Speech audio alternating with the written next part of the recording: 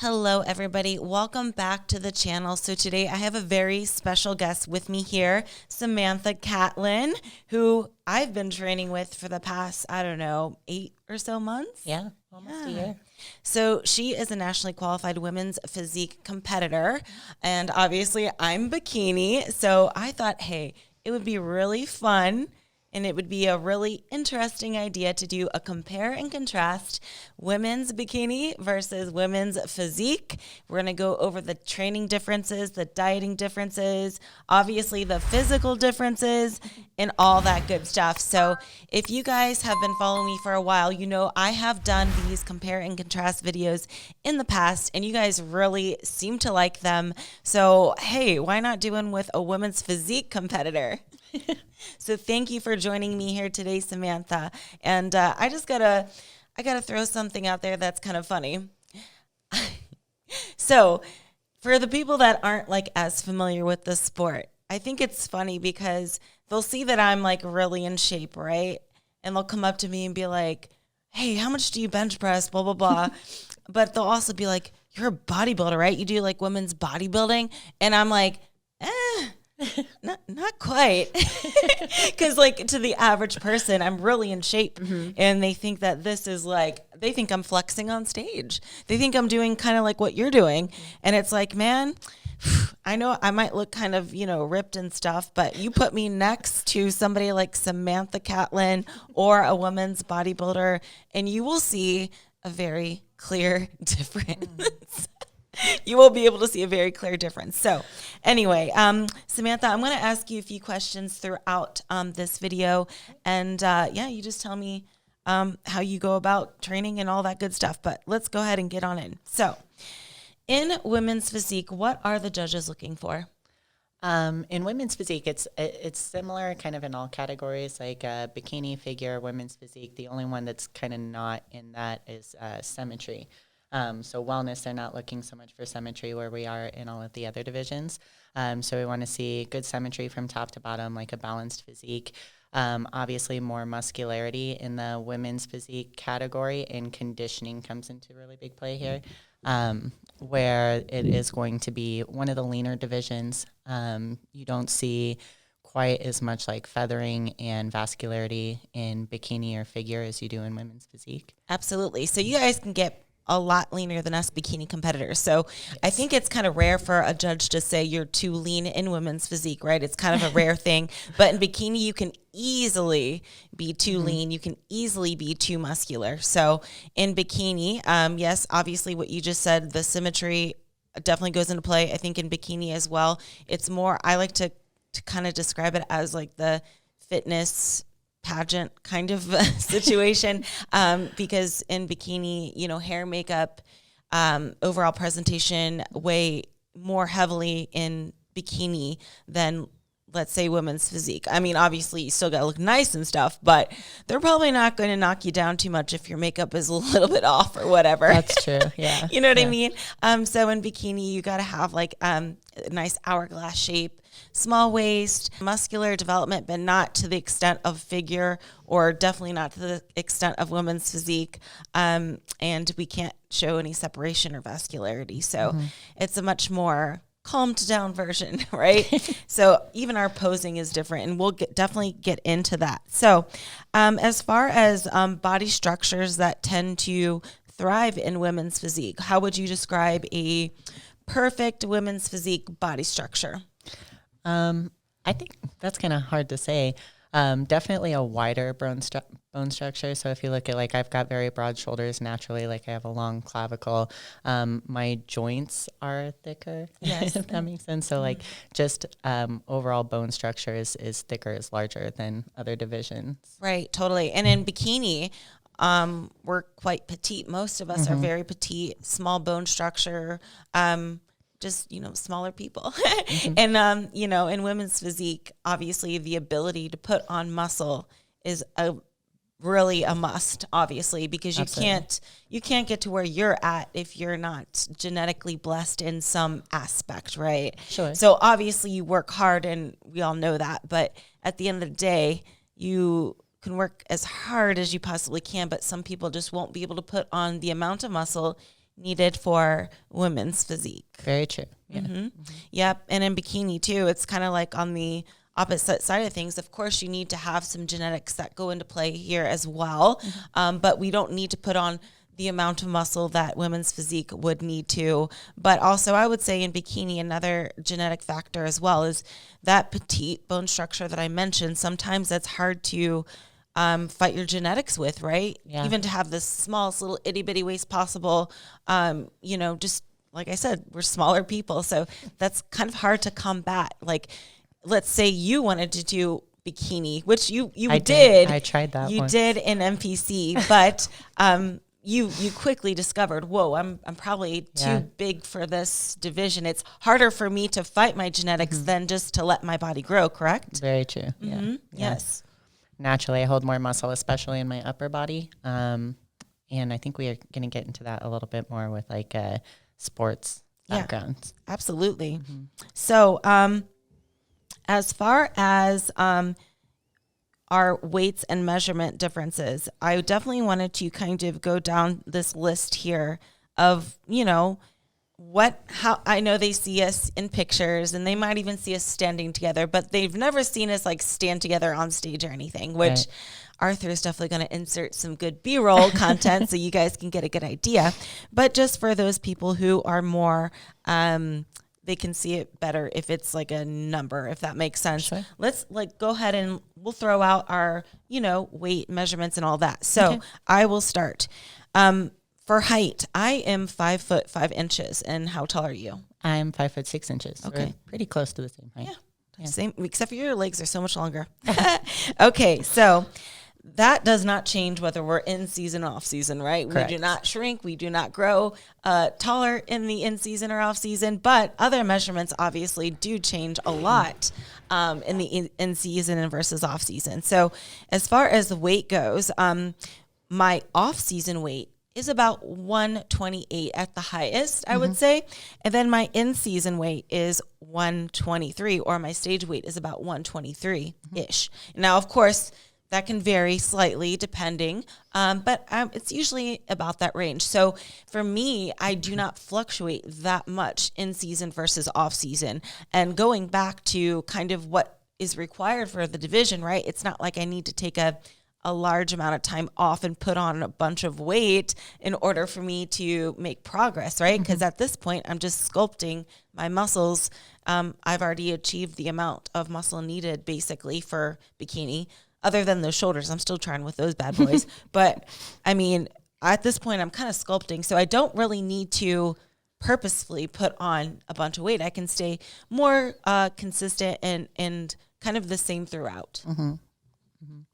And I would say like my goal, and I've definitely been better about it this past off season than I have in years past, is to always maintain as lean as possible. Like I'm never trying to gain a ton of weight. Right. But right now, so currently I'm like, I haven't compete seriously in over a year now, like 13 months. And I'm 8 pounds up from my last national stage weight. Oh, that's pretty good. It's not bad. That's pretty good. Yeah. But definitely have put on some muscle in that time, but I've maintained leaner than I normally do. But that's my current weight is 147. Last time in your off season, in just my to off clarify. season. Yes, I am on off season. And my last stage weight when I compete on a national level was 139. Okay. So that is quite a bit more muscle than me. Quite a bit. A lot of bit more muscle than me. So I think that's definitely something to be said, like the weight differences in general, and to be as lean as you are on stage and still be up by 11 pounds. So she's 11 pounds heavier than me on stage and leaner than me on stage. So there you go. Now, as far as our measurements are concerned, bikini competitors, we don't really, measure our arms or legs or anything. We're basically just, waist and glutes. So those are the numbers we're going to go off of right now. So for my glutes, my off-season glute measurement will be about 35 inches, and my in-season glute measurement will be about 34. How about you? The last time I was on stage, I was at 35 and a half inches. And right now in off season, I'm at 38 and a half inches. Okay. There we go. Booty. Yeah. So in women's physique, they're not necessary. It's a plus to have really good glutes, but they're not necessarily targeting like big full round glutes. Whereas in bikini, it's definitely a must, right? Correct, it's definitely yeah. like, man, if you're a bikini competitor without a booty, you should just stay home. Yeah.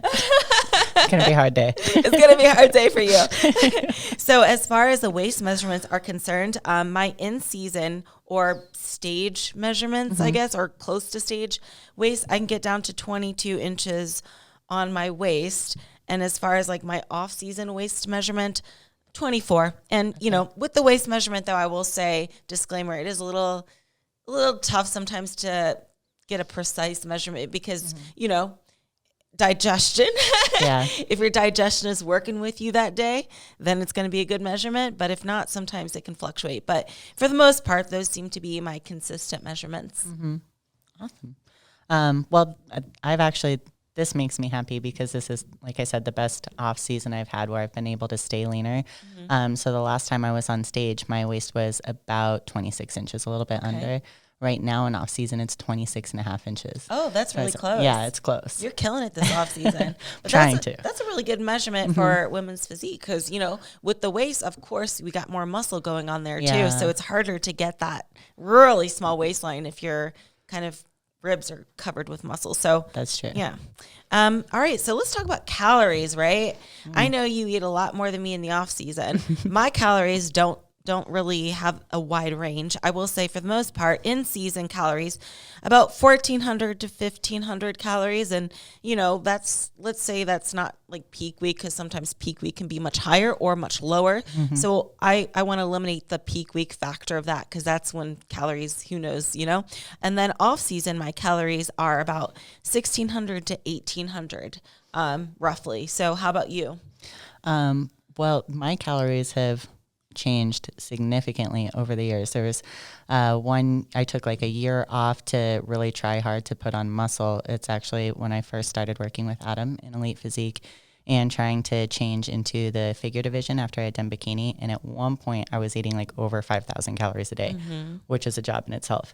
But right now in my off season, for this past year, it kind of fluctuates between 2,500 and 3,000 calories.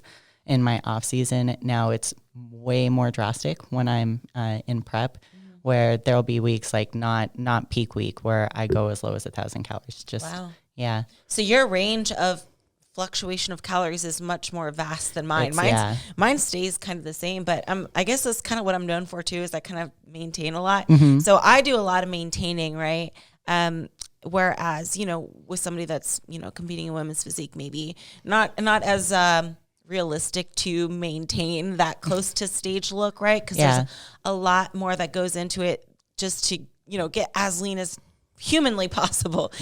So, you know, that there goes into the lifestyle thing, right? Because in bikini, it's like, you know, I can walk around this like this and feel fine. But for somebody that's in women's physique, gosh, you got to do a whole bunch of cardio for a long period of time just to get down to the body fat that you would need to compete on stage. So, that's probably why the, you know, calories range so much for you guys. So, all right, I wanted to go back and kind of talk about your background with this. So I know that, you know, especially when you get to the more muscular divisions like women's physique, most people have an athletic background, right? That kind of propelled them into the sport.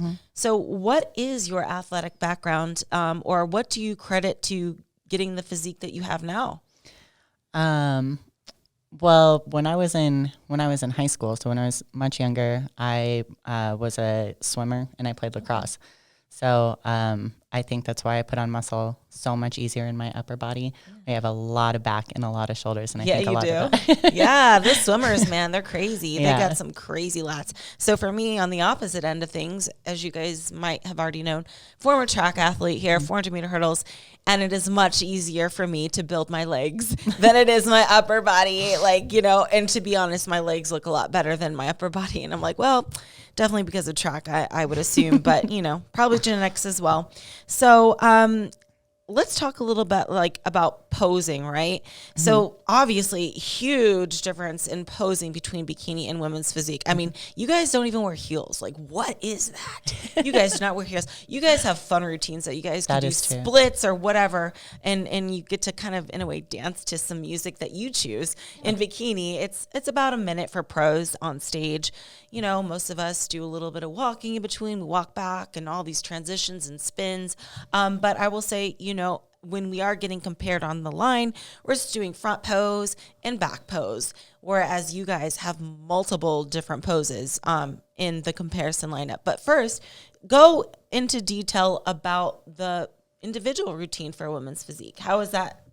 The individual or the minute, like the minute that we dance, it has to include all of our mandatory poses. At a local and national level, you get a minute is the time limit on that. I think you get a little bit longer than that as a pro, but generally it's only top 5 that get to do their minute routine. Everybody else just comes out for mandatories.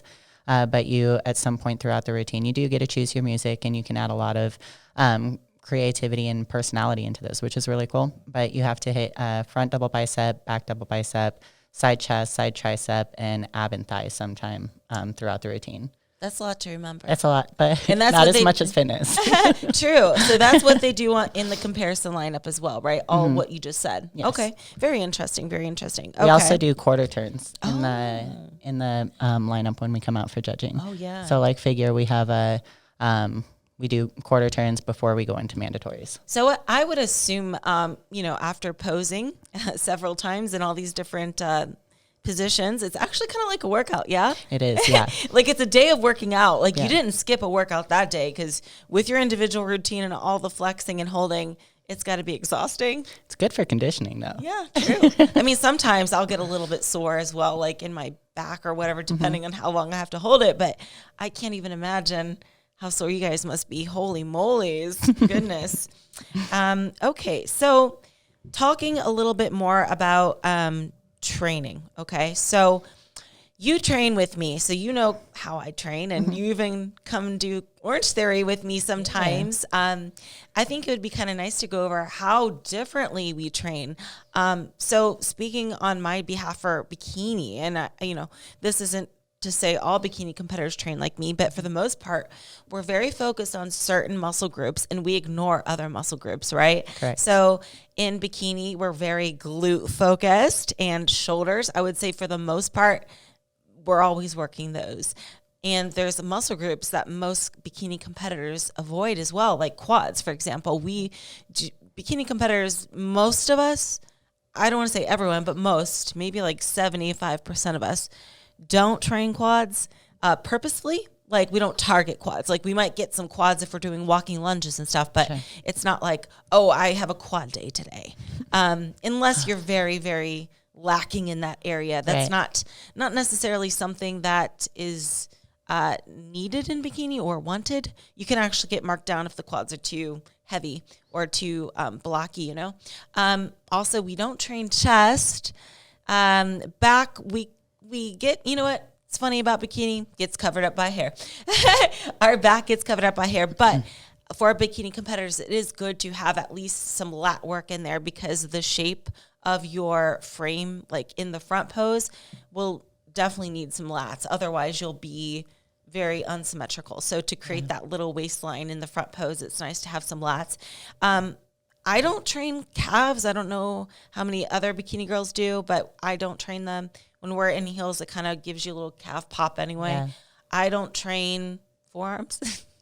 And what else don't I train? Oh, and I don't train abs. I know a lot of girls do in bikini, but I don't. Just because for me, I know that's a muscle group that can get a little too overboard, right? Yeah. So in bikini, there's another thing. If your abs are too developed and too crispy, they will mark you down for that. And my abs will definitely get too developed if I start training them. So in bikini, I think a good way to describe how they would want the abs is to be able to see that you have ab definition, but they shouldn't necessarily be able to count them.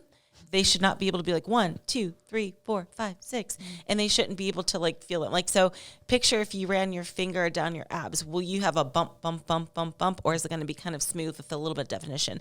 I think they would prefer more of just like a little bit of definition, but not necessarily blocky 3D abs. They don't want 3D abs. They want kind of just some definition. So I don't train abs.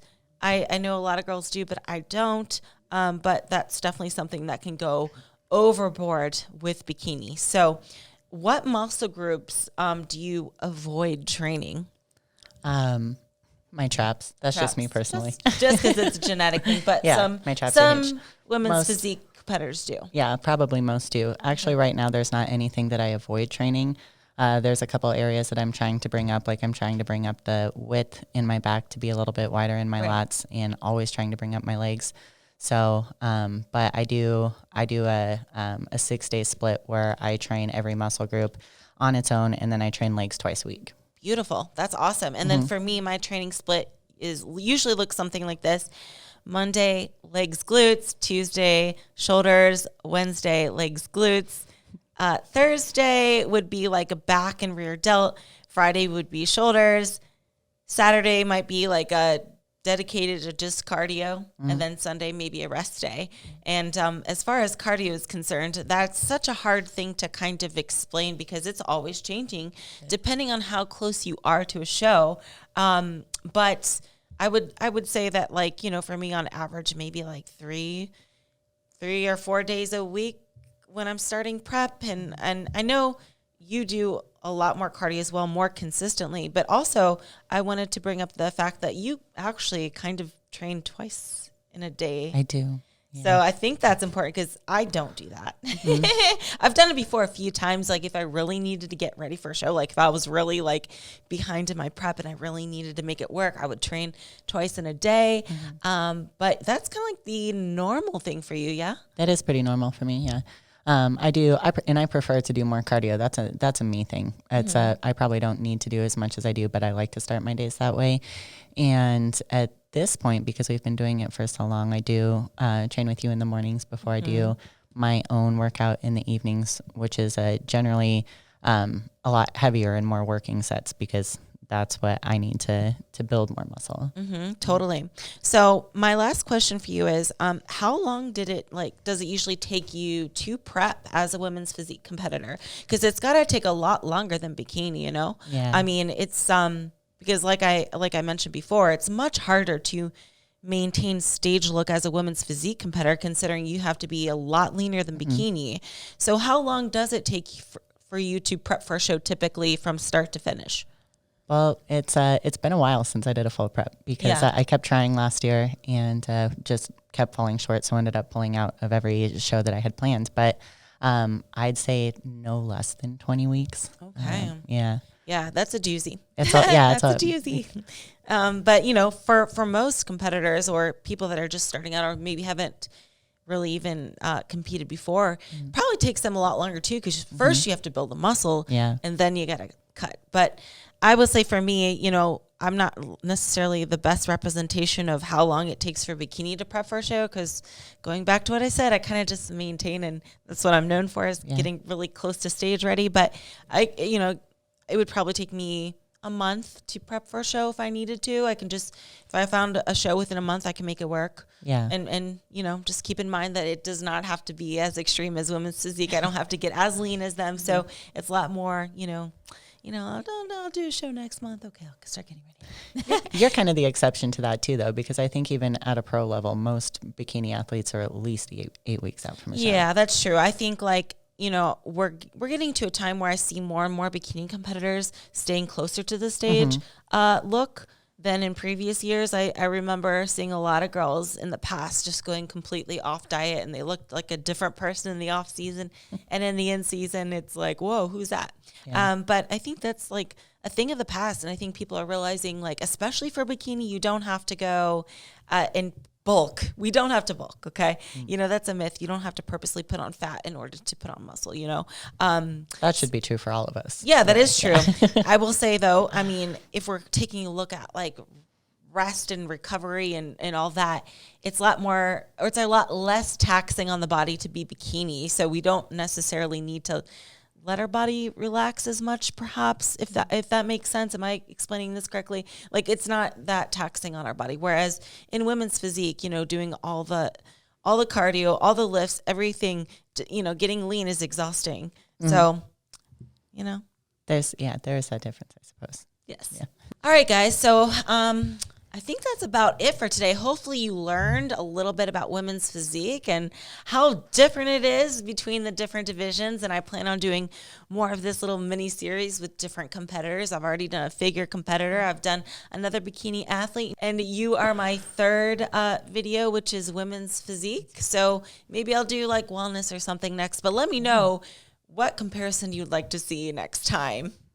All right. So thank you, Sam Catlin, for joining me here today.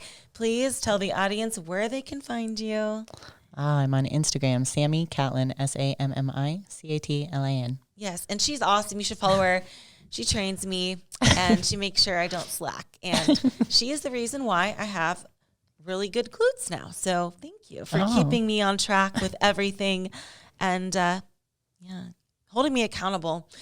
And making sure I'm getting awesome lifts and I'm not slacking in the gym. So even in peak week. Even in peak week. Exactly.